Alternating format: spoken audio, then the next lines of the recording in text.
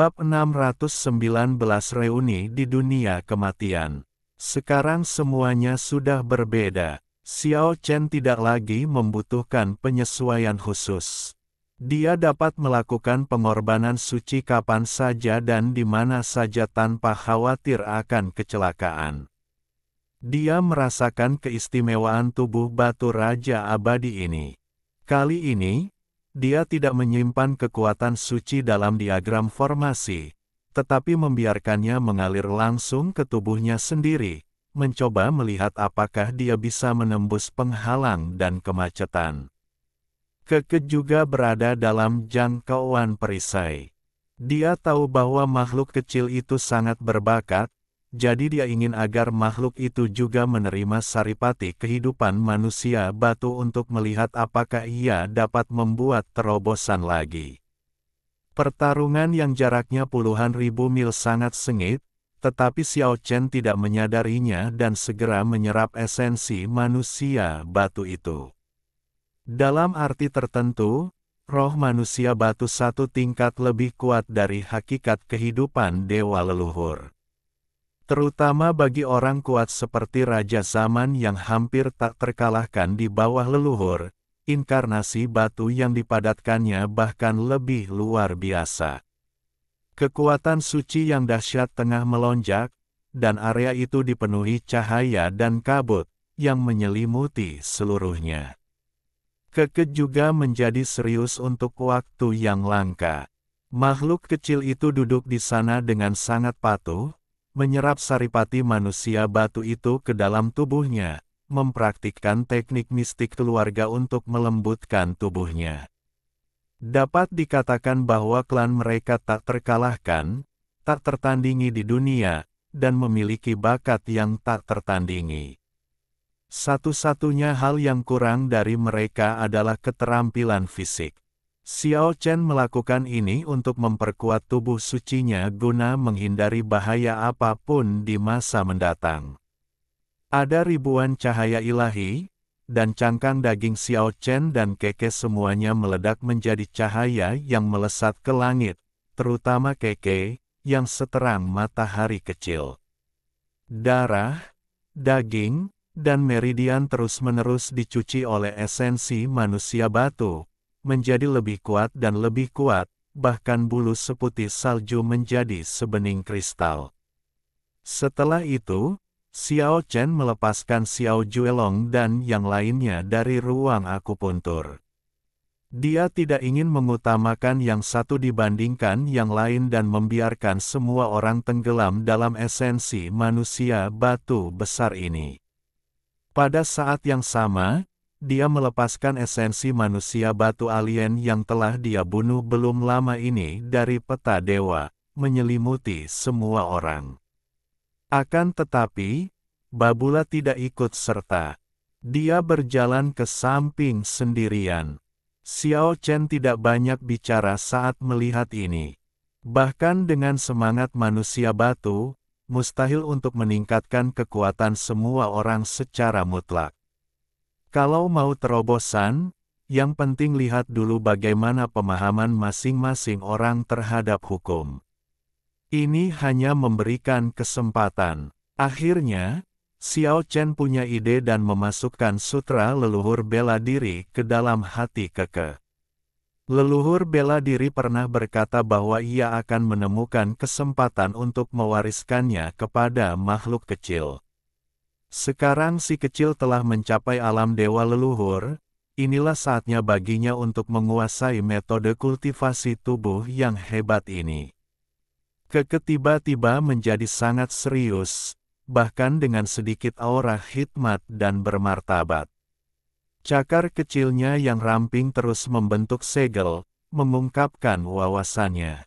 Itu cepat dipahami. Setelah itu, Xiao Chen mewariskan sutra leluhur bela diri ke dalam hati Xiao Juelong. Tidak ada seorang pun yang lebih cocok untuk metode ini selain dia. Xiao Juelong adalah seorang jenius dalam berlatih bela diri, dan dia yakin bahwa dia dapat mencapai tingkat yang lebih tinggi setelah memperoleh metode hebat ini. Seiring berjalannya waktu, Beberapa orang duduk bersila di tanah kematian, semuanya diselimuti cahaya ilahi, tampak sangat sakral dan hikmat. Tidak diragukan lagi bahwa apa yang diperoleh Sapol Lang dan Hydra terbatas. Mereka hanya berada pada level leluhur dan sulit bagi mereka untuk memurnikan sebagian besar esensi manusia batu. Di antara mereka yang hadir, Xiao Juelong memperoleh hasil terbanyak. Dia menggunakan kitab suci sejati leluhur bela diri untuk memverifikasi keterampilan bertarung klan naga dan memperoleh manfaat besar. Dia membimbing esensi manusia batu itu ke dalam tubuhnya dan menerobos dari tingkat ke-6 ke tingkat ke-7 alam leluhur perang.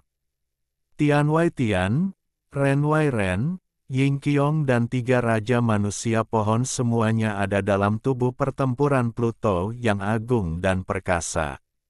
Mereka tidak ingin membentuk kembali tubuh mereka dalam waktu singkat karena tidak ada yang lebih penting daripada kekuatan pada tahap ini. Bersama-sama, mereka menyalurkan esensi manusia batu ke dalam tubuh mereka. Meskipun mereka tidak membuat terobosan kali ini, mereka menstabilkan tubuh tempur ini dan menjadikannya benar-benar milik mereka. Lalu, Keke membuka matanya. Mata besar makhluk kecil itu sangat murni, kesadarannya menjadi lebih padat, dan tubuhnya menjadi lebih kuat hingga tingkat yang sangat mengerikan. Saya percaya bahwa di masa depan, dia akan berjalan di jalan dewa leluhur tertinggi, dan itu akan jauh lebih mulus. Akhirnya, Xiao Chen juga membuka matanya, memancarkan 2 sinar cahaya keemasan pucat, seolah-olah dia memiliki sedikit ciri-ciri manusia batu. Pada saat yang sama, di dalam tubuh Xiao Chen, semua titik akupuntur yang didewakan itu kacau dan berkabut, seperti halnya penciptaan dunia. Terutama 365 titik akupuntur utama, yang selalu berubah, dengan bintang-bintang bersinar di tengah kekacauan itu. Selain itu, di masing-masing dari 365 titik akupuntur utama, ada sosok yang duduk bersila di antara awan yang kacau, seolah-olah sedang menekan dunia besar. Raungan. Pada saat ini, suara gemuruh panjang yang mengejutkan tiba-tiba datang dari tubuh Xiao Chen. Itu adalah raungan serentak dari 365 Dewa Agung. Pada saat ini mereka semua membuka mata mereka, dan tubuh Xiao Chen tiba-tiba memancarkan cahaya keemasan, yang merupakan milik mata 365 Dewa Besar. Dunia kematian langsung terguncang, aura mengerikannya membuat jutaan makhluk api merayap di tanah, bahkan membuat semua sakti yang tengah berperang diplomatik sejauh ribuan mil pun berubah warna. Satu demi satu hantu bermunculan di sekitar Xiao Chen, beberapa membentuk segel sihir, beberapa mengangkat satu tangan ke langit, dan beberapa menundukkan kepala sambil berpikir. Ada yang duduk bersila bermeditasi, ada yang berbaring tidur, dan ada pula yang berdiri tegak. Postur tubuh mereka semua berbeda dan semuanya unik. Banyak sekali dewa liar, tangkap mereka. Sapolang berteriak dan membuat keributan tanpa rasa kagum. Keke pun sangat penasaran dan tertarik sekali dengan sosok-sosok bayangan tersebut. Dia melambaikan kaki kecilnya dan ingin berhenti dan melihat salah satunya. Dengan kilatan cahaya, semua sosok itu menghilang dan tenggelam ke dalam ruang akupuntur Xiao Chen. Kali ini, Xiao Chen akhirnya terbebas dari belenggu dan mencapai puncak tingkat ke-9 Dewa Leluhur. Jika dia ingin maju lebih jauh, dia harus membuat pilihan sesegera mungkin. Tidak ada ruang untuk penyangga karena dia telah mencapai alam tertinggi dewa leluhur biasa. Dalam arti tertentu, penting untuk mempraktikkan metode manusia batu rantai, atau memahami metode dewa leluhur tertinggi. Yang paling dikuasainya adalah teknik manusia batu.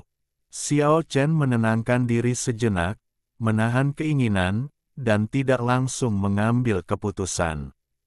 Dia mengeluarkan pohon suci kecil itu dan mengembalikannya kepada Keke.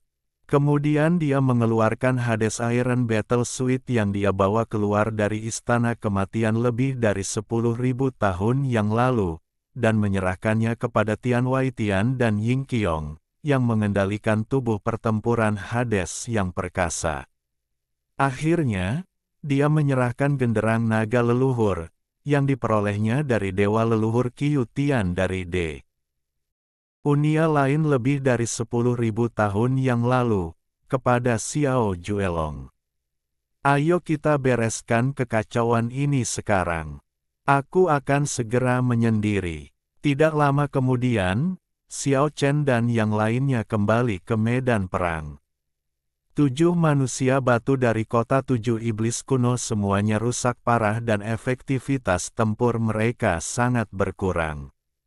Sang wali wanita Zenmu, dewa leluhur tertinggi Bolinku, dan raja segala zaman Meng Degang, bersama para makhluk kuat dari kedalaman dunia kematian, mengepung sang guru dari kota kekaisaran dan 7 manusia batu. Namun seiring berjalannya waktu, mereka merasa sangat ketakutan. Kota kekaisaran yang melayang di langit dan 7 kota iblis di sekelilingnya terus-menerus memberikan kekuatan suci kepada sosok yang kabur itu. Kekuasaannya tampak tidak terbatas dan tidak akan pernah habis. Dia memperlihatkan kemampuan bertarung yang sebanding dengan Raja Manusia Batu. Dapat dikatakan bahwa dia pada dasarnya tak terkalahkan. Banyak orang sudah kehilangan kepercayaan. Pertempuran hampir berakhir. Ketika mayat hidup yang kuat yang menunggangi Raja Naga Neraka menjadi yang pertama melarikan diri, makhluk kuat lainnya dari kedalaman dunia kematian juga semuanya melarikan diri karena kekalahan. Keruntuhan itu terjadi begitu cepat sehingga ketiga raksasa dari dunia lain tidak pernah menduga akan terjadi seperti itu. Dan mereka semua mulai melarikan diri. Kunci dia, sosok samar dari kota kekaisaran menunjuk ke arah Santa Wanita Zenmu. 7 manusia batu itu segera mengerti dan bergabung untuk mengejar dan membunuhnya. Dan dia sendiri menggunakan kekuatan sihir tertingginya untuk mencegat kota raksasa Meng Degang dalam sekejap, dan turun bersama kota kekaisaran di langit. Ledakan, sebuah telapak batu besar terbanting ke bawah, dan asap serta debu segera mengepul ke angkasa. Setengah dari kota besar Meng Degang, raja terhebat sepanjang masa, runtuh. Puing-puing berjatuhan dari langit bagaikan hujan deras dan air terjun, menghantam tanah kematian dan menyebabkannya berguncang hebat. Sosok kabur dari kota kaisar tidak melanjutkan melancarkan serangan mematikan, tetapi membawa kota kaisar pergi dalam keadaan berdebu, karena tidak ada waktu untuk membunuhnya, ia harus mengejar dewa leluhur tertinggi Bolinku. Dia merasa bahwa orang ini adalah bencana terbesar dan tidak ingin melepaskannya. Adapun raja terhebat sepanjang masa, Meng Degang, dia telah menghancurkan fondasi manusia batu, dan dia mungkin tidak akan pernah bisa keluar dari jalur manusia batu dalam kehidupan ini. Ketika medan perang menjadi sunyi, ketiga kerangka itu muncul lagi secara diam-diam. Mereka bertiga bekerja sama mengangkat separuh kota batu besar itu, lalu melarikan diri.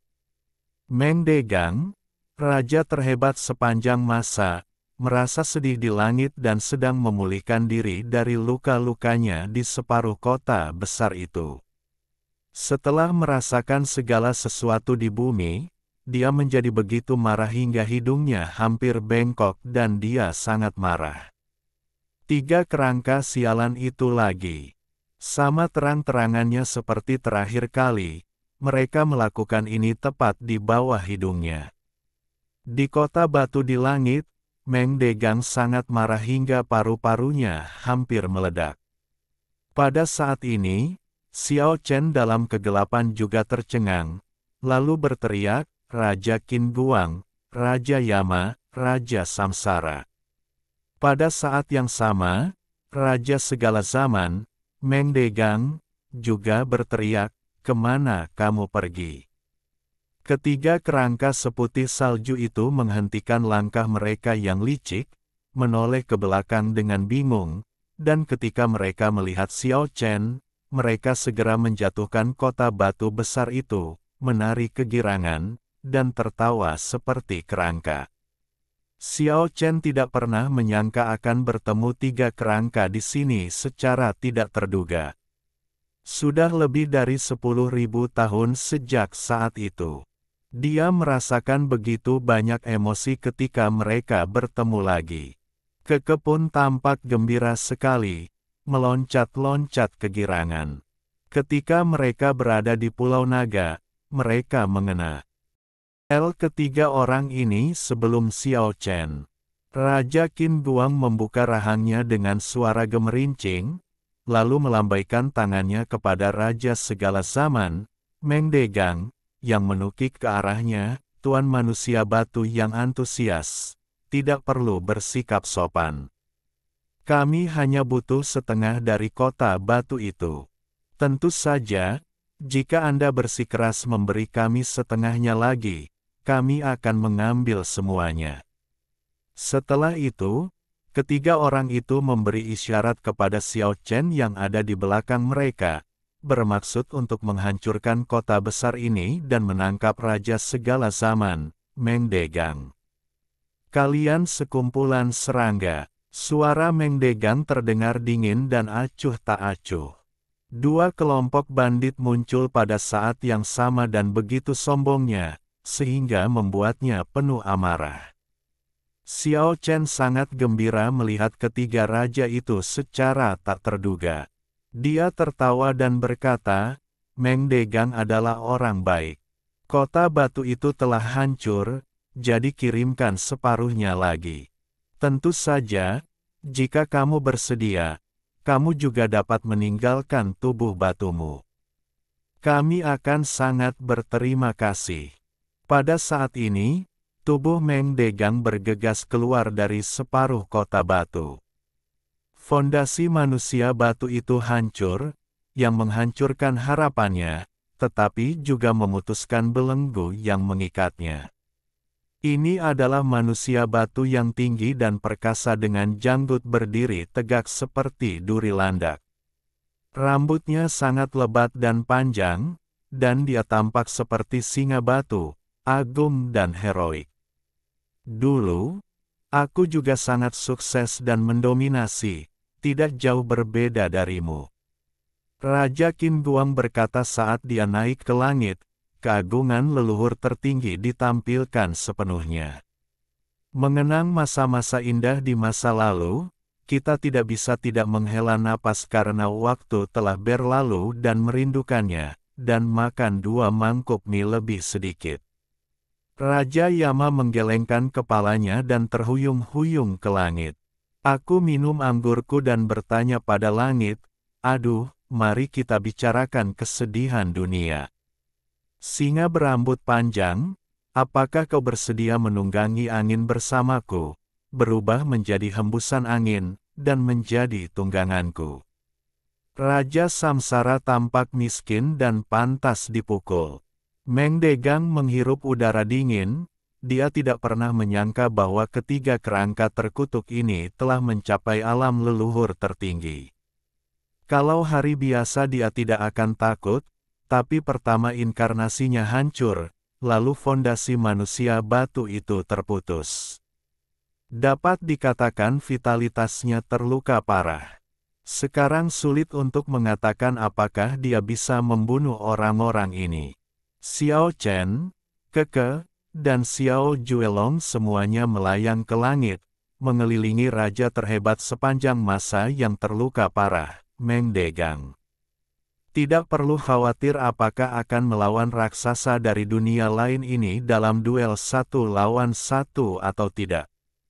Kalian, Meng Degang, raja terhebat sepanjang masa, merasa hatinya hancur. Dia diam-diam mengevaluasi kekuatan kedua belah pihak, dan hasilnya membuatnya merasa sangat tragis. Xiao Chen langsung memanggil boneka Raja Batu, peta dewa mengunci langit, gulungan kuno menyegel tanah, dan 3 tanda langit berubah menjadi monumen raksasa. Di antara telapak tangan dan jari-jarinya, ia memegang sebuah kota kerajaan, menatapnya penuh nafsu. Meng Degang, mari kita buat kesepakatan. Aku hanya meminjam tubuh bagian atasmu. Bisakah kau memberiku separuh batu itu kali ini? Dengan kekuatan sebesar itu di sini, Xiao Chen dan yang lainnya merasa penuh percaya diri dan tidak takut dalam pertarungan langsung.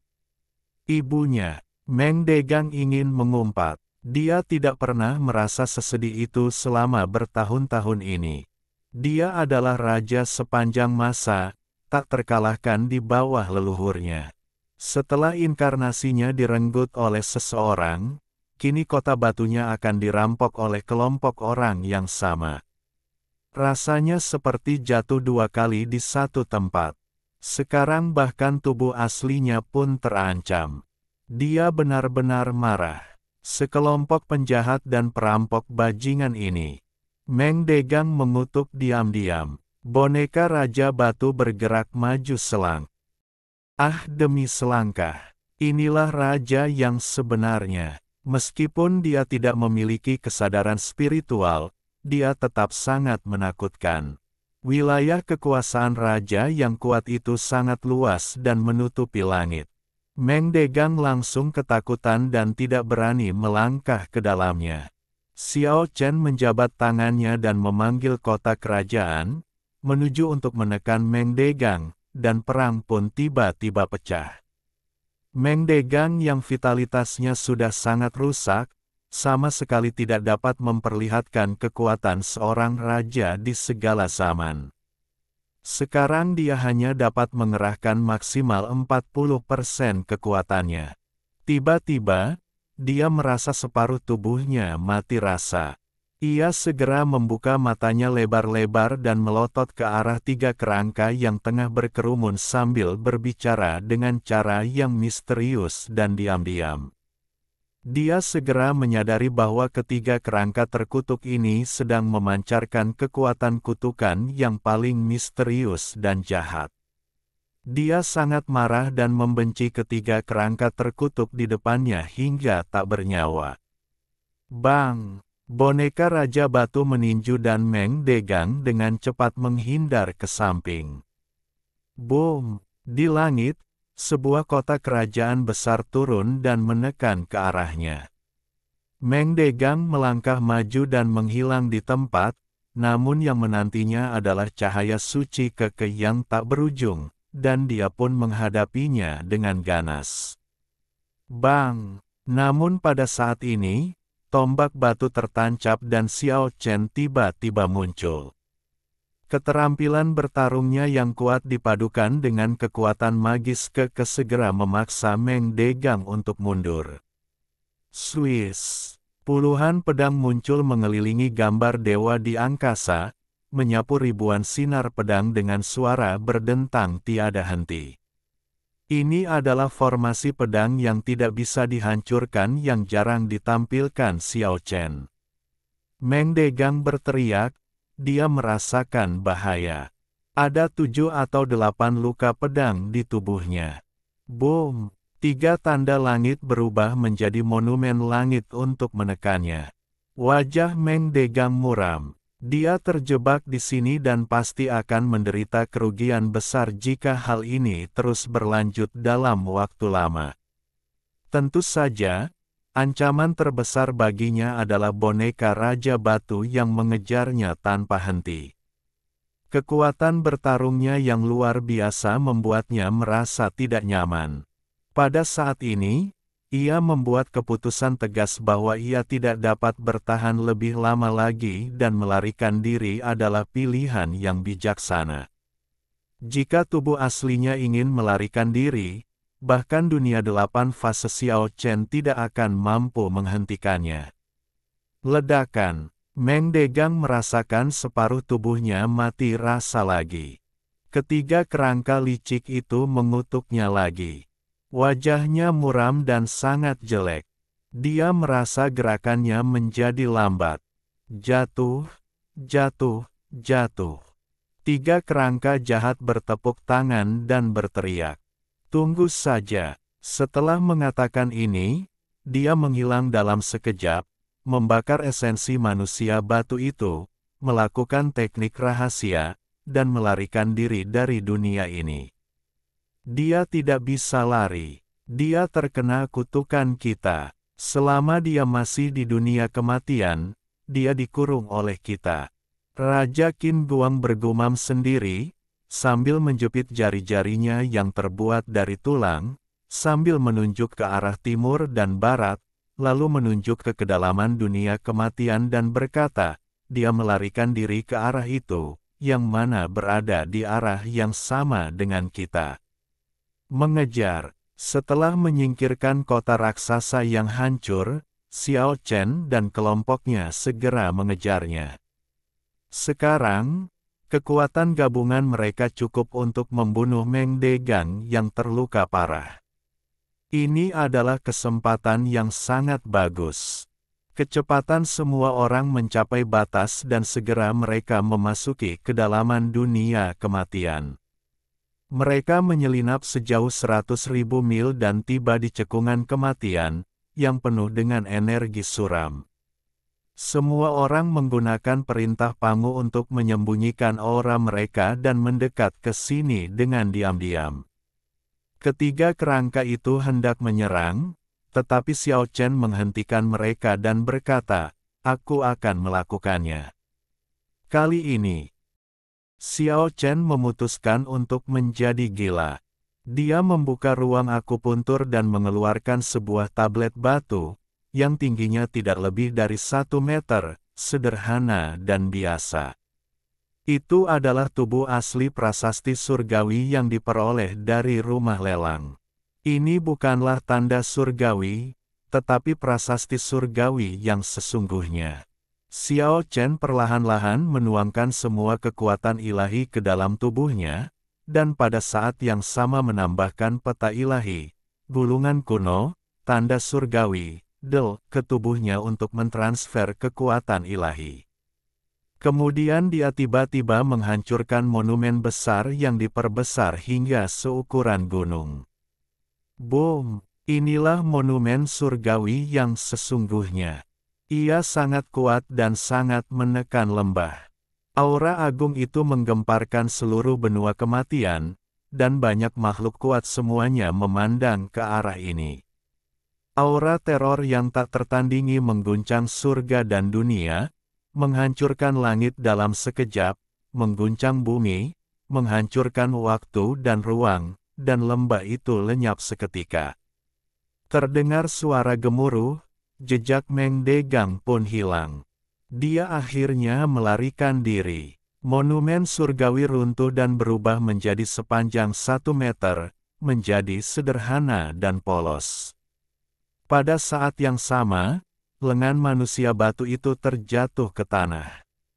Xiao Chen tiba-tiba terjatuh ke tanah. Kekuatan sucinya telah terkuras habis, tetapi dia mulai tertawa sambil memegang lengan batu. Raja yang agung sepanjang masa pasti menjadi gila ketika salah satu lengan batunya patah. Apakah kamu bersama Qing Qing? Xiao Chen berbalik dan bertanya pada ketiga kerangka itu. Bab 620 Qing Qing. Meng Degang, raja terhebat sepanjang masa, inkarnasinya dipenggal, kota sucinya dihancurkan, ia melarikan diri dengan lengan patah, dan dikalahkan di kedalaman dunia kematian. Generasi selanjutnya menuliskan puisi puitis untuk mengomentarinya, Raja Batu meneteskan ribuan air mata, dan kehilangan kampung halamannya dalam sekejap. Ada hal yang lebih menyedihkan di dunia kematian, Meng Degang harus menanggung kehancuran. Pada saat ini, Hidung Meng Degang menyemburkan api. Dia melarikan diri sejauh 300.000 mil, duduk bersila dalam meditasi, dan berusaha sekuat tenaga untuk akhirnya mengusir kekuatan kutukan itu.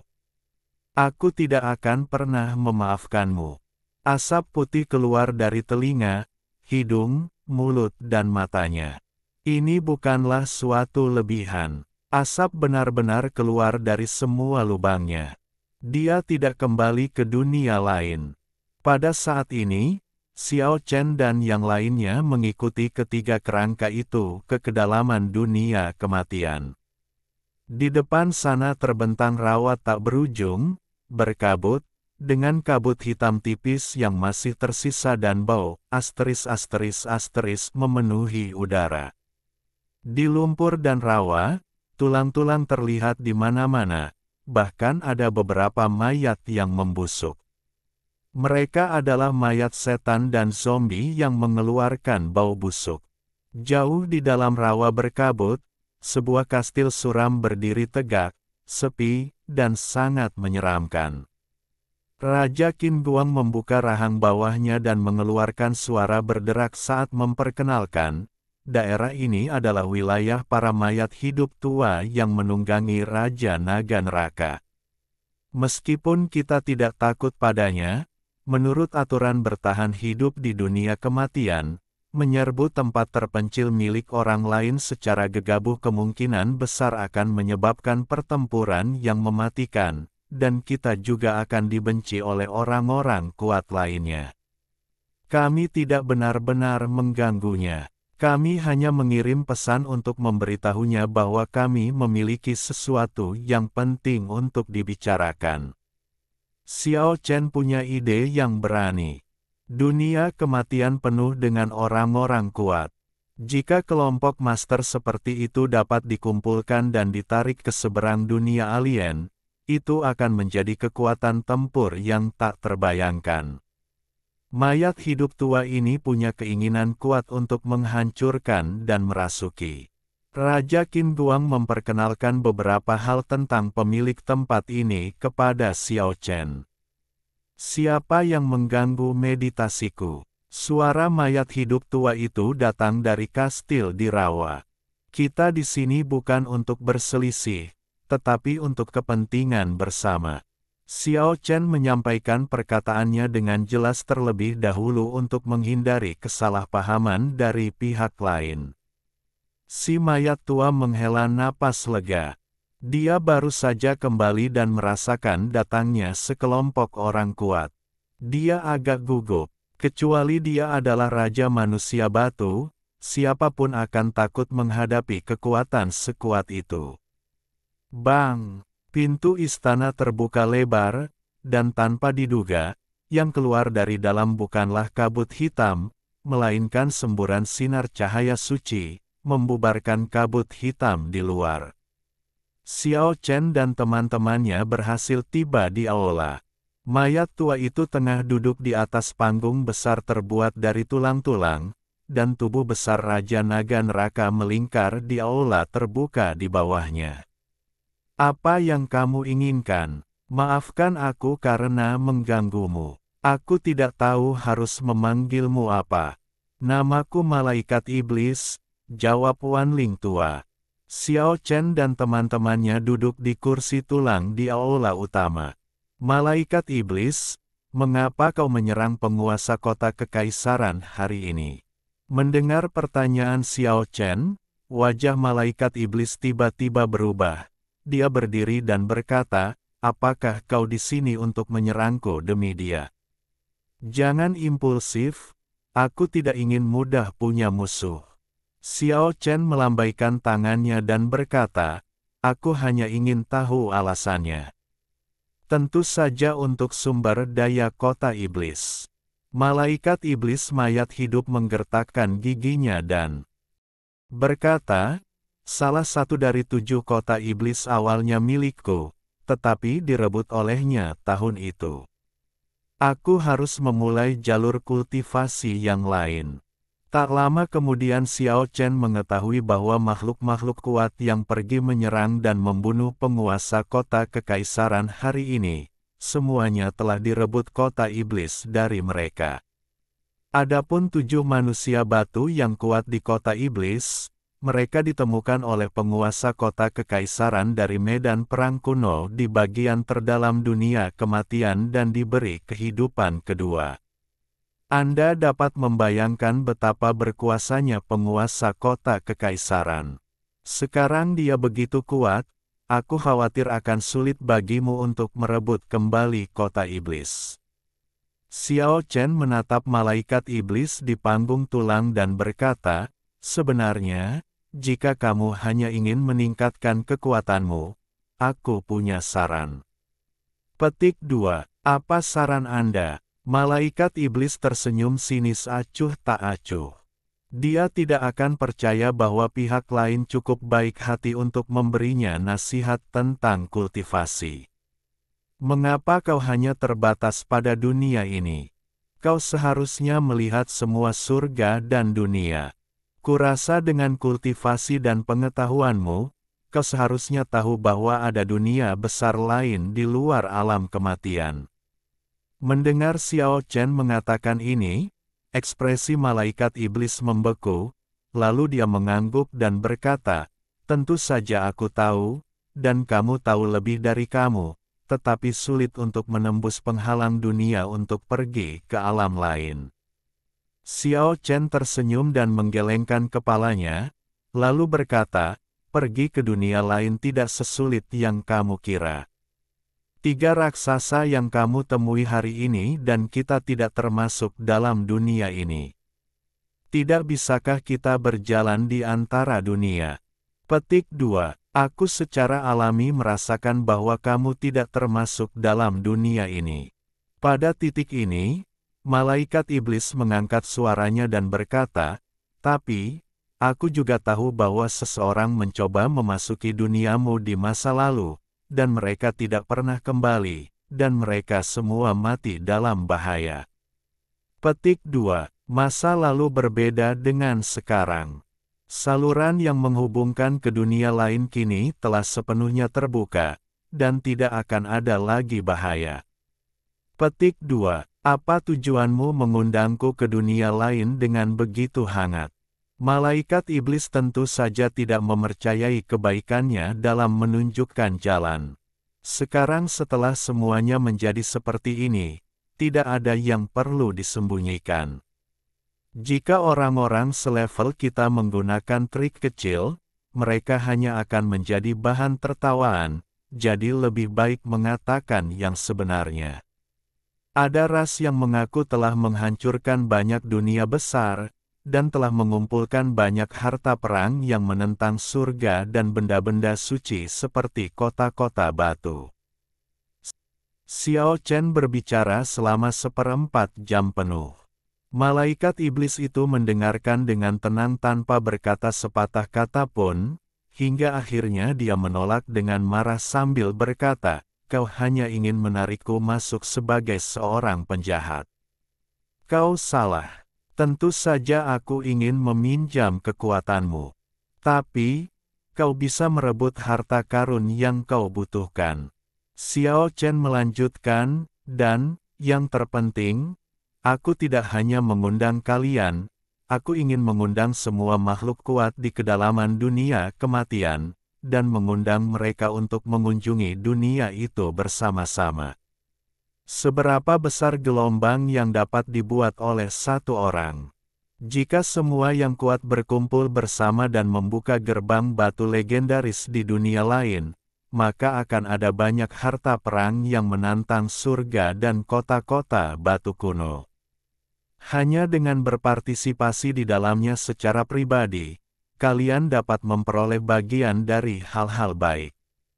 Petik 2. Yang harus kulakukan bukan hanya mencari beberapa orang kuat sebagai penjahat untuk menyerang dunia itu, yang harus kulakukan adalah menaikkan bendera besar, membuka jalan menuju dunia itu, dan membiarkan semua makhluk kuat di dunia kematian bepergian bolak-balik antara dua dunia itu tanpa hambatan. Setelah Xiao Chen selesai berbicara, dia menambahkan, dalam hal ini, apa lagi yang perlu kamu khawatirkan? Pernyataan bahwa semua makhluk kuat di dunia kematian akan berpartisipasi di dalamnya segera membuat malaikat iblis bergetar dalam hatinya. Ini langkah yang besar. Jika pasukan kematian menyerbu ke dunia tertentu di saat yang sama, dia tidak perlu khawatir. Dia dapat memanfaatkan kesempatan itu untuk merebut harta karun yang dibutuhkannya. Xiao Chen berbicara dengan malaikat iblis cukup lama, namun akhirnya malaikat iblis menolak. Dia tidak bisa dibujuk dengan kata-kata itu. Dia juga tidak percaya bahwa Xiao Chen dapat menghubungkan dunia lain dan dunia orang mati. Xiao Chen tidak terkejut. Jika dia benar-benar dapat meyakinkan makhluk yang kuat untuk mengambil tindakan hanya dengan beberapa kata, itu akan menjadi hal yang tidak terduga. Yang harus dilakukannya sekarang adalah meniupkan hembusan angin ke telinga dan meninggalkan kesan pada pihak lain. Ketika angin ini menyebar ke seluruh dunia kematian dan menjadi ganas, dan dunia asing serta dunia kematian terhubung, dia yakin banyak orang tidak akan mampu menahannya. Ini bukan insiden kecil, memerlukan manajemen dan promosi yang cermat ke dalam badai besar sebelum tujuan dapat tercapai. Terlepas dari keberhasilan atau kegagalan, Xiao Chen tidak akan menderita kerugian apapun. Dia benar-benar ingin mencobanya untuk melihat apakah dia dapat membangun musuh besar di dunia kematian bagi dunia lain. Suatu hari, ketika bendera besar benar-benar dikibarkan, ia berharap ribuan pasukan akan bergegas ke dunia asing. Mungkin hal itu tidak akan mungkin terwujud dalam ribuan, puluhan ribu, atau bahkan ratusan ribu tahun lagi, tetapi selama mereka berusaha semampunya, itu akan cukup. Saat mengucapkan selamat tinggal dan meninggalkan rawa, Xiao Chen berkata kepada malaikat iblis, "Saya harap kamu dapat mempertimbangkan untuk menyampaikan ideku kepada orang kuat lainnya." Saat berjalan menuju kedalaman dunia kematian, Xiao Chen mengunjungi beberapa makhluk kuat di sepanjang jalan. Mustahil baginya untuk menang atas siapapun yang kuat sekarang. Yang harus dilakukannya adalah meninggalkan ide dalam pikiran orang lain. Akhirnya mereka sampai di hutan kematian. Pohon-pohon kuno yang telah menyerap energi negatif semuanya hitam, dan daun-daun yang tumbuh di atasnya membawa bau daging busuk. Keke mengernyitkan hidung dan mengeluarkan beberapa suara tidak senang. Kita tidak bisa berbuat apa-apa. Susunan teleportasi kuno itu diukir di sini, dan kita tidak punya cara untuk memindahkannya ke tempat lain. Raja Qin Guang menjelaskan bahwa mereka secara tidak sengaja menemukan susunan ajaib di sini dan melangkah ke suatu area yang sangat misterius. Di kedalaman hutan kematian, sebuah platform batu muncul, diukir dengan banyak pola rumit. Raja Samsara memanggil semua orang untuk turun tangan dan kemudian mulai mengerahkan kekuatan ilahiyahnya. Ada kilatan cahaya, dan semua orang tiba-tiba merasakan bahwa waktu dan ruang berada dalam kekacauan. Bintang-bintang bersinar di sekeliling mereka, kekacauan merajalela, dan mereka melakukan perjalanan melintasi waktu dan ruang dengan kecepatan yang sangat tinggi. Tak lama kemudian, seberkas cahaya menyambar di hadapan mereka, dan hembusan napas suci menguar ke arah mereka. Xiao Chen dan teman-temannya datang ke dunia baru. Ini adalah dunia yang penuh cahaya. Rumput hijau menutupi tanah seperti batu akik hijau. Tetesan embun menetes di bunga, dan harumnya tercium di udara. Tak jauh dari sana, sebuah sungai mengalir gemericik, memainkan melodi ceria. Dibandingkan dengan dunia orang mati yang suram, Tempat ini hanyalah tanah suci, cantik bak negeri dongeng. Hakikat langit dan bumi sangatlah kaya di sini, dan semua jenis tanaman memiliki roh peri dan sangat makmur. Buah dari banyak pohon buah bersinar. Itu, Xiao Chen menatap ke depan. Ada akar peri di sana, berakar di tumpukan reruntuhan kota batu. Akar kuno yang besar tertanam di reruntuhan, terus-menerus menyerap esensi kota batu. Tanaman merambat itu tumbuh tinggi ke langit, hampir 100 kaki tingginya, dengan dedaunan hijau subur di atasnya. Beberapa daun berbentuk bulan sabit, ada pula yang berbentuk hati, semuanya bening dan dikelilingi awan hijau, semuanya berbeda, bagaikan karya seni yang paling menakjubkan. Seluruh akar peri besar hanya memiliki satu bunga peri, yang dipenuhi dengan 5 jenis cahaya, 10 jenis warna bersinar, berbagai jenis cahaya yang mengalir, dan embun peri bergulir di kelopak kristal. Di antara bunga-bunga besar itu, seorang gadis berpakaian putih memejamkan mata dan berbaring di sana dengan tenang bagaikan putri tidur, tertidur lelap. "King Ching!" Xiao Chen berteriak, lalu melangkah maju. "King Ching!" Keke juga mengeluarkan suara kekanak-kanakan, berubah menjadi bola cahaya lembut, dan bergegas ke langit. "Tidak!" Raja Qin Guang buru-buru menghentikan mereka dan berkata, "Bunga ini sangat istimewa dan tidak boleh didekati." Seperti yang dikatakannya, Xiao Chen dan Keke keduanya menghadapi perlawanan kuat ketika mereka berada 100 kaki jauhnya dari bunga peri. Untungnya mereka berhenti tepat waktu, kalau tidak mereka akan menjadi sasaran serangan balik yang dahsyat. "Xiao Chen, Keke." Pada saat ini, sebuah suara seperti suara alam terdengar, dan cahaya kristal bersinar di bunga peri yang indah itu. Gadis berpakaian putih itu tampak anggun dan tidak terpengaruh oleh urusan duniawi. Dia tetap tidak bergerak, berbaring dengan tenang di atas bunga itu. Namun sesosok tubuh mengembun di bunga peri, dengan rambut panjang bagaikan air terjun, leher ramping, mata cerah dan gigi putih, sosok anggun, dan dia terbang keluar dengan ringan. Kamu di sini." Terlihat gadis itu pun tampak sangat gembira, wajah cantiknya pun tampak penuh kejutan. "King Ching, ini." Xiao Chen merasa gembira sekaligus bingung. "Ini adalah bunga impian. Bunga ini tumbuh dari benih yang kuperoleh dari medan perang di bagian terdalam alam kematian. Bunga ini cocok dengan tubuhku dan membantuku berlatih." King Ching menjelaskan. "Iya." Makhluk kecil itu tak peduli dengan semua itu dan bergegas menghampiri dengan gembira. King Ching memeluknya dalam pelukannya. Xiao Chen gembira dan sedikit emosional. Pada saat yang sama, ia memperhatikan bahwa akar abadi ini tampak sangat familiar. Tiba-tiba, dia teringat bahwa di peta kulit naga leluhur, bukankah ada tanda akar abadi seperti itu? Bunga impian, apakah aku membutuhkan bunga seperti itu untuk mencapai tempat itu? Dia bergumam pada dirinya sendiri. Pada saat yang sama, dia melihat bahwa di akar bunga itu, selain kota batu yang pecah, ada juga beberapa tubuh manusia dari batu yang pecah. Dia diam-diam terkejut. Bunga peri ini sungguh terlalu kuat. Ketika Xiao Chen dan King Ching bertemu, mereka memiliki begitu banyak kata untuk diucapkan sehingga sulit untuk diungkapkan.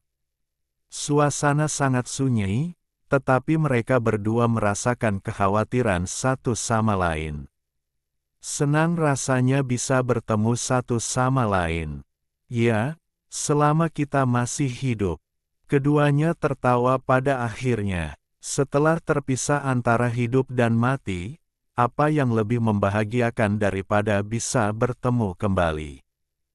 Iya, aku lapar. Seolah merasa diabaikan, Keke bergumam tidak puas, bulu matanya yang panjang bergetar. Qingqing langsung merasa geli, dan mendekatkannya ke sisi Xiao Chen. Lalu mereka berdua berjalan maju berdampingan dan memasuki hutan buah peri.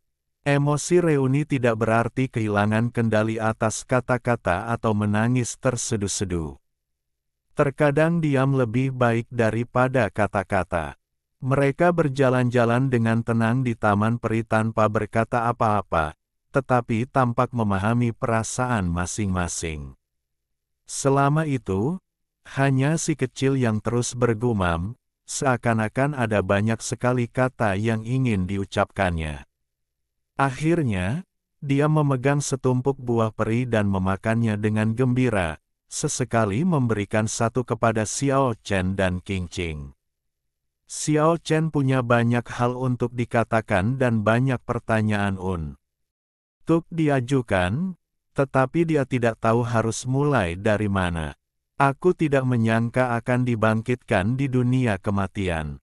Qingqing berkata perlahan, rasanya seperti ada suara yang menuntunku, terus bergerak menuju kedalaman kematian. Raja Samsara dan aku telah berjalan selama bertahun-tahun. Pertama, kami dibaptis oleh sumber kehidupan, dan kemudian kami berjalan melalui banyak tempat terlarang bagi para dewa dan setan. Xiao Chen mendengarkan dengan tenang dan mempelajari tentang pengalaman Qingqing. Selama 10.000 tahun terakhir, pengalaman Qingqing dengan 3 kerangka itu mendebarkan. Ada terlalu banyak rahasia di kedalaman dunia kematian. Medan perang kuno, Xiao Chen terkejut ketika mendengarnya. Ya, itu adalah daerah terlarang. Hanya sedikit orang yang mampu melewatinya. Kami juga diblokir di sini. Miliaran tahun yang lalu, alam kematian adalah pusat dari semua surga dan dunia yang tak terhitung jumlahnya. Ini memiliki sejarah yang lebih panjang daripada alam surga. Dapat dikatakan bahwa orang-orang kuat dari semua dunia datang ke sini untuk memberi penghormatan. Bahkan sekarang, itu masih di sini. Bab 621 Kutukan Kuno. Dunia orang mati menyimpan terlalu banyak rahasia, dan kota-kota sihir kuno bukanlah hal yang langka di dunia ini. Miliaran tahun yang lalu, dunia ini adalah pusat semua langit dan dunia. Sejarahnya bahkan lebih panjang dari sejarah surga, dan konon semua orang berkuasa di dunia datang untuk memberi penghormatan kepadanya. Sebagian besar pembudidaya di tingkat manusia batu dan dewa leluhur tertinggi tidak berpartisipasi dalam perang, tetapi hidup dalam pengasingan, dan kini telah memadatkan kota iblis. Inilah sebabnya mengapa ada begitu banyak kota iblis kuno di alam mati. Banyak kota sihir kuno mengumpulkan orang-orang kuat dari seluruh surga dan dunia.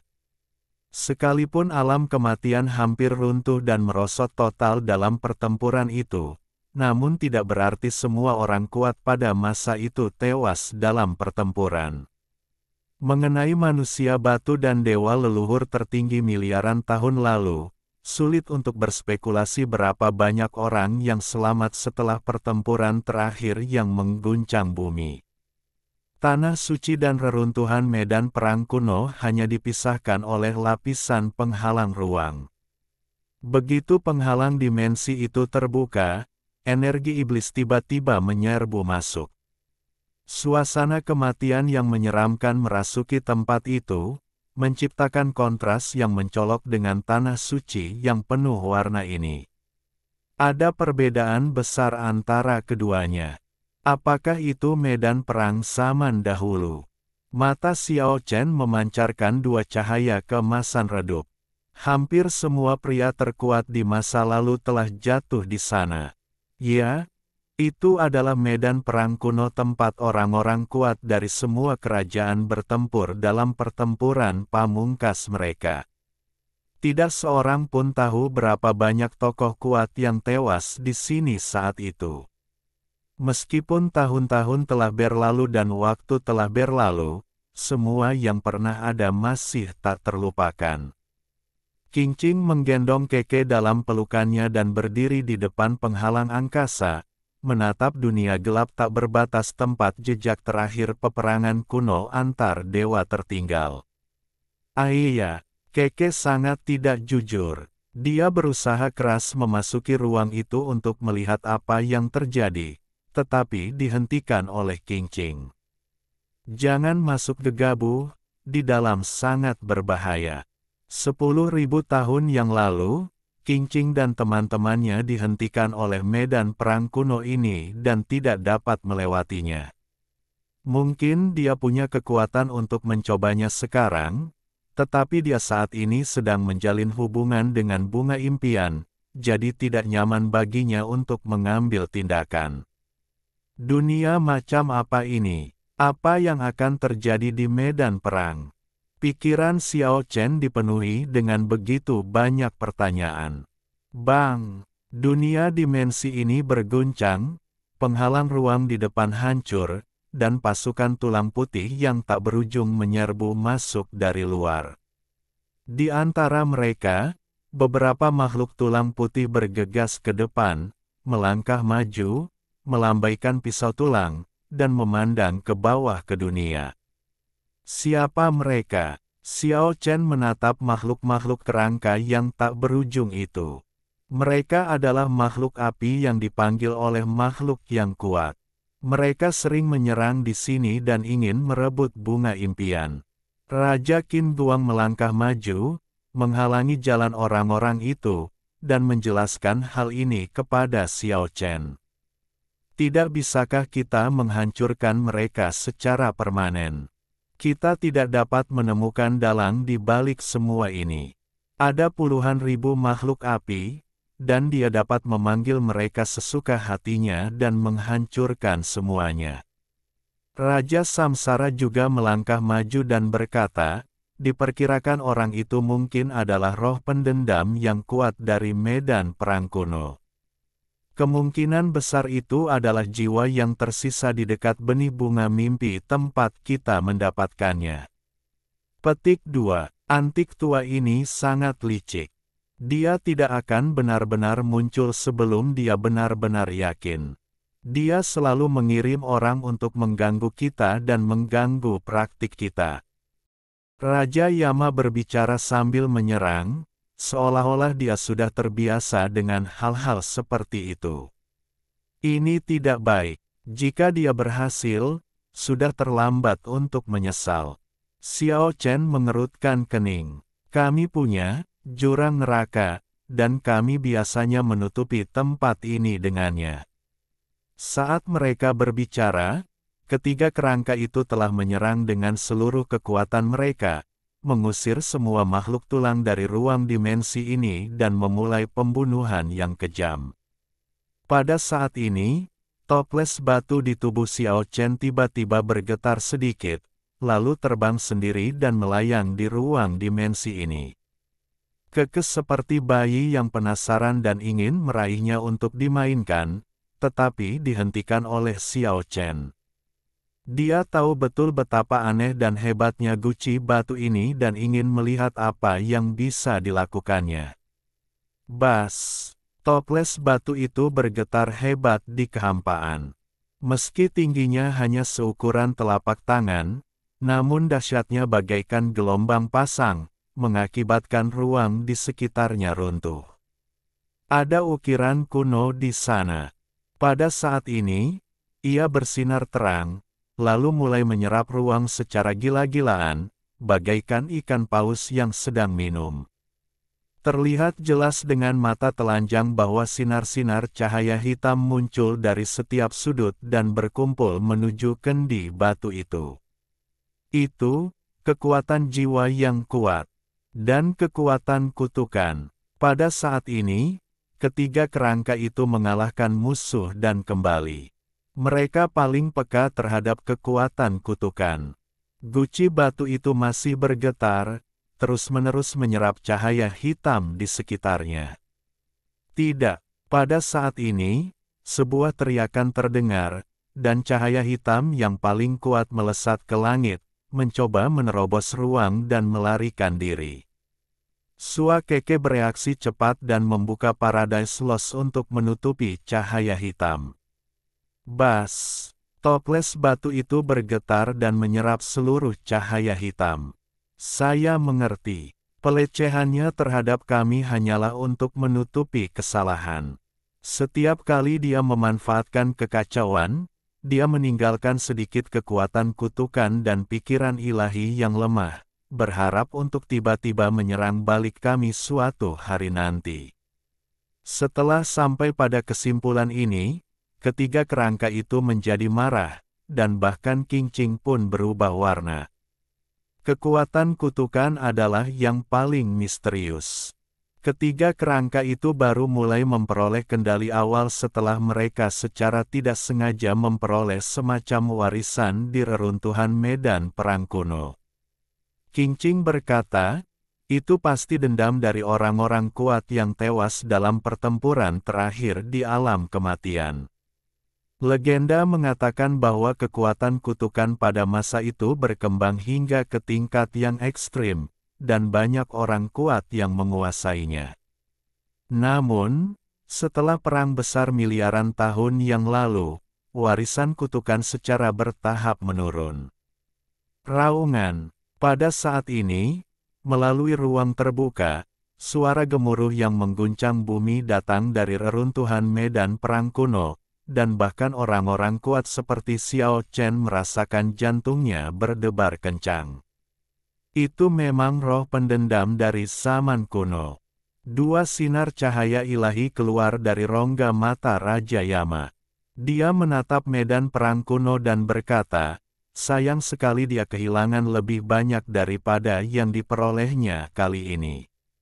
Guci batu itu tampaknya sangat peka terhadap kekuatan jiwa. Itu telah menangkal pikiran-pikiran suci yang kuat dari saintes Zenmu di masa lalu.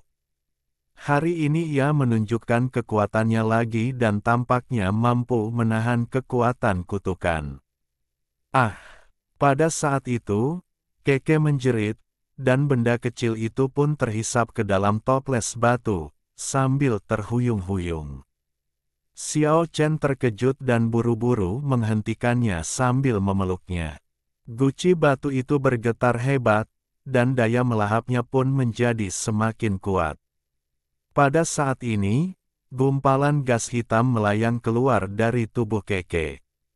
Itulah kekuatan kutukan. Raja Samsara berteriak, tampak sangat terkejut. Xiao Chen segera mengerti bahwa keluarga Keke pernah menderita kutukan dan hampir punah.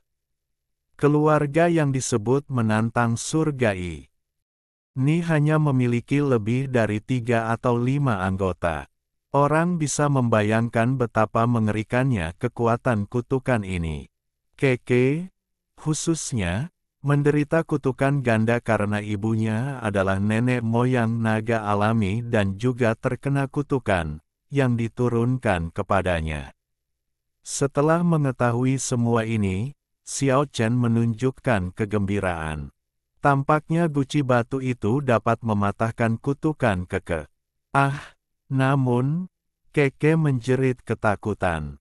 Pada saat yang sama, Xiao Chen menyadari bahwa jiwanya hendak keluar dari tubuhnya. Pada saat ini, kendi batu itu terbang dengan sendirinya. Setelah melihat pemandangan ini, Xiao Chen ketakutan dan bergegas menghentikannya. Raja Samsara berteriak pada Keke, jangan gunakan kekuatan sucimu. Meskipun makhluk kecil itu sangat panik, ia tidak kehilangan penilaiannya. Setelah mendengar itu, suasana segera menjadi tenang. Anehnya, guci batu itu tiba-tiba berhenti bergetar. Xiao Chen buru-buru mengambilnya dan menyegelnya dalam gulungan kuno. Dengan cara ini, setiap orang terbebas dari suasana tegang. Ketiga kerangka itu tahu tentang kutukan itu, dan setelah spekulasi sederhana, mereka mengerti alasannya.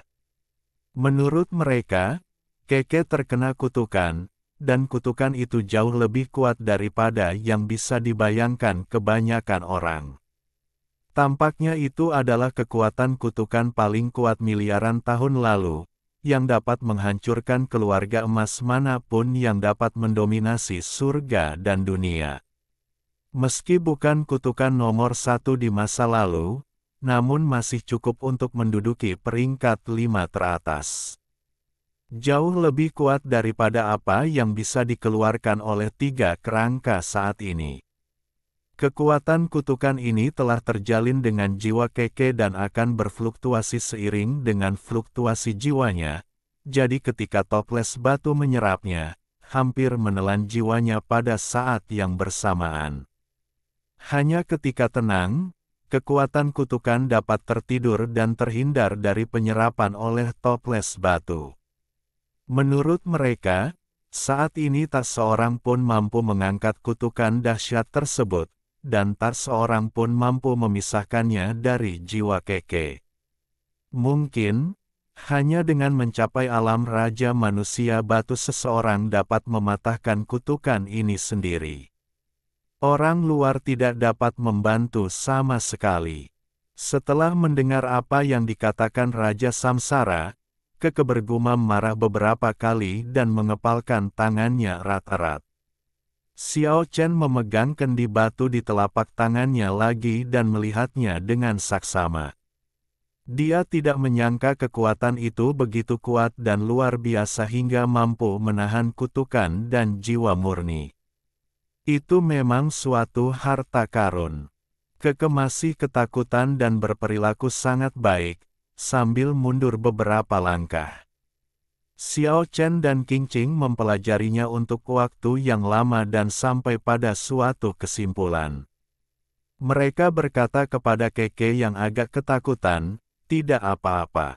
Kutukan kuno itulah yang membangkitkan kekuatan kutukan di tubuhmu, yang menyebabkan toples batu itu tertelan. Dalam keadaan normal, kecelakaan tadi tidak akan terjadi." Mendengar perkataan itu, ekspresi tertekan si kecil pun sirna. Tiba-tiba ia menjadi bersemangat, menyambar kendi batu itu, dan membalik-balikkannya untuk mengamatinya. Jika terjadi sesuatu yang tidak terduga, kamu harus segera menopang Paradise Lost, dan pasti akan terputus dari dunia luar dalam sekejap. Qing Qing mengusap tubuh kecil makhluk kecil itu yang putih bersih dan lembut. Dia mengendalikan Deep Hell Abyss, yang merupakan ruang harta karun yang hidup berdampingan dengan Paradise Lost. Dia telah mempelajarinya selama lebih dari 10.000 tahun dan tentu saja memiliki pemahaman yang mendalam tentangnya. Aiya, mendengar perkataan itu, makhluk kecil itu menjadi lebih percaya diri dan mulai bermain dengan toples batu itu dengan santai. Namun tak lama kemudian ia menampakkan ekspresi aneh, matanya yang besar penuh semangat dan kecurigaan, lalu ia mengulurkan kaki kecilnya untuk menekan kendi batu itu. Xiao Chen dan yang lainnya juga tercengang. Ada banyak tanda bersilangan pat. Aguci batu itu, banyak di antaranya yang saling tumpang tindih. Pada saat ini, setelah jejak kaki makhluk kecil itu tertinggal di sana, jejak itu bertepatan dengan tanda bunga plum, yang sulit dibedakan, dan sama persis dengan jejak kaki kecilnya yang berdaging. Ini, Xiao Chen cukup terkejut. Dia telah mempelajari kendi batu itu sekian lama sejak dia mendapatkannya, tetapi dia tidak menemukan apapun. Tak disangka, saat benda kecil itu menyentuhnya, ia menemukan bekas cakaran aneh di antara bekas-bekas yang saling tumpang tindih dan tak beraturan. Penemuan ini seperti seorang manusia menemukan pola-pola teratur dalam gambar 3 dimensi yang kacau. Desir, jejak kaki kecil yang tersembunyi di antara tanda-tanda yang saling tumpang tindih pada toples itu tiba-tiba bersinar terang, dan makhluk kecil itu begitu ketakutan hingga ia menjabat tangannya dan melempar toples batu itu. Pada saat yang sama, ia mengorbankan Paradise Lost dan menutupi semua orang di dalamnya. Tanda cakar kecil pada toples batu itu memancarkan cahaya yang menyilaukan, yang langsung menembus ruang dimensi luar, dan butuh waktu lama untuk kembali tenang. Semua orang saling memandang, dan merasa sedikit gugup pada saat yang sama. Aduh, bukan itu maksudku, makhluk kecil itu menundukkan kepalanya dengan jengkel, seperti anak kecil yang baru saja melakukan kesalahan. Itulah kekuatan kutukan. Ketiga kerangka itu terbangun seketika, dan Raja Yama berkata, itu sama dengan kekuatan kutukan pada Keke. Ini adalah toples ajaib, tidak hanya menyegel jiwa yang kuat, tetapi juga berbagai kekuatan kutukan misterius. Tampaknya kekuatan kutukan yang paling kuat baru saja dibuka. Jika dipaksakan pada seseorang, konsekuensinya akan menjadi bencana. Ini adalah kesimpulan yang ditarik oleh Xiao Chen dan lainnya setelah spekulasi yang cermat. Jika digunakan dengan baik, ini akan menjadi senjata yang ampuh, tetapi jika Anda tidak hati-hati, Anda mungkin melukai diri sendiri. Karena cara membukanya sangat aneh, benda kecil itu secara tidak sengaja memicu salah satu kekuatan yang mengerikan. Kemudian Xiao Chen dan teman-temannya mencoba lagi dan lagi, tetapi merasa kesulitan untuk melepaskan kekuatan kutukan tersebut. Kekuatan semacam ini begitu kuatnya, orang-orang biasa akan langsung hancur menjadi abu saat itu juga. Keluarga seperti Keke yang menentang kehendak surga juga karena leluhur mereka telah menanggung sebagian besar kekuatan kutukan. Setelah puluhan generasi, kutukan pada mereka menjadi jauh lebih tipis dari sebelumnya. Dalam beberapa hari berikutnya, Xiao Chen mencoba lagi, dan menemukan bahwa kekuatan ini tidak dapat dikendalikan secara akurat. Bahkan setelah mencoba mengaktifkannya puluhan kali dengan konsentrasi penuh, dia tidak berhasil satu kali pun.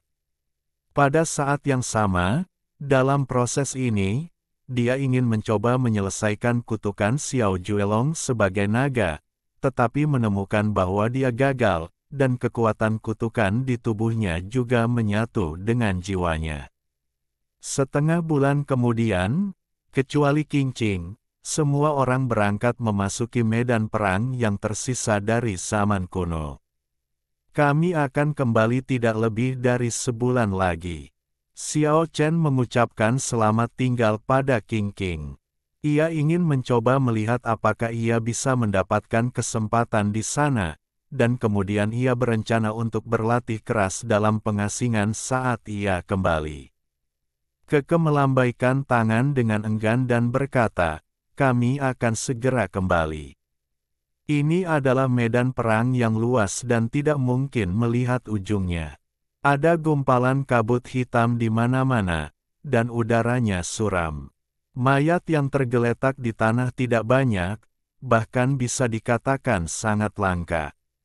Lagi pula, mereka yang dapat bertahan di medan perang kuno ini semuanya adalah elit dari surga dan seluruh dunia miliaran tahun lalu.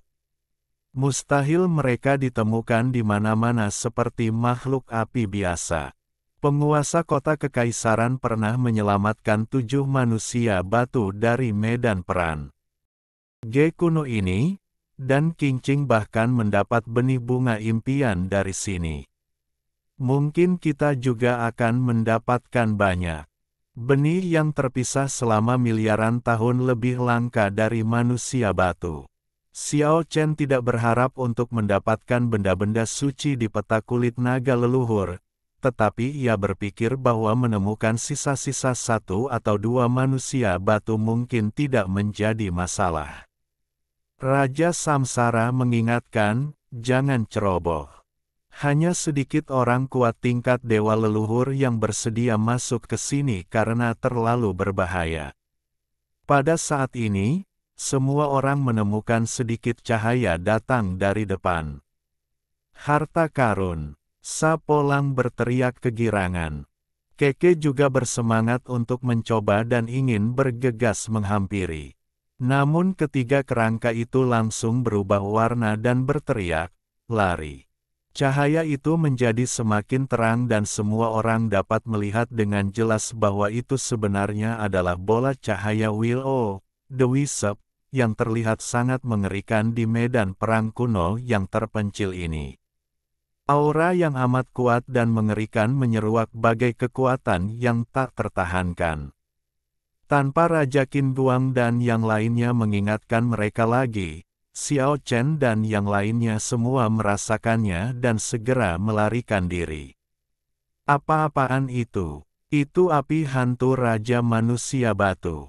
Raja Yama menjelaskan dengan rasa takut yang masih ada saat dia terbang menjauh. Dia tidak jauh lebih lemah dari Raja Manusia Batu yang asli.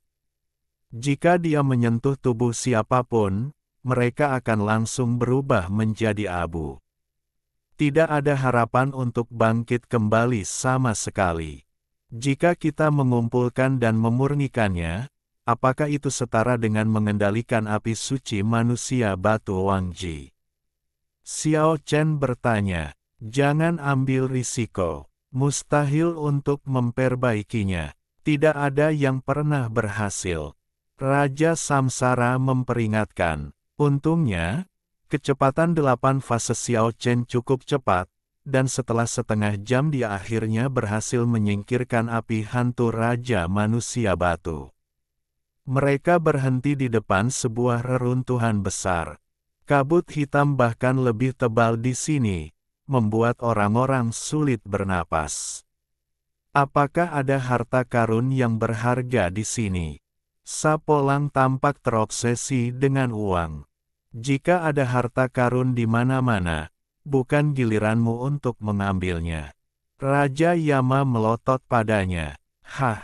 Pada saat ini, wajah Xiao Chen membeku dan dia berkata, aku merasakan napas yang istimewa.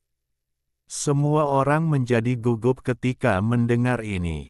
Monumen surgawi. Itulah monumen surgawi. Xiao Chen terkejut. Dia benar-benar menemukan aura monumen surgawi di bagian terdalam dunia kematian. Di bawah reruntuhan ini, tanya naga kecil yang keras kepala itu. Di kejauhan, sangat jauh. Xiao Chen menatap ke depan. Arah itu adalah area terlarang di medan perang kuno. Konon, hanya sedikit orang yang berhasil melewatinya sejak zaman kuno. Raja Qin Guang tampak serius.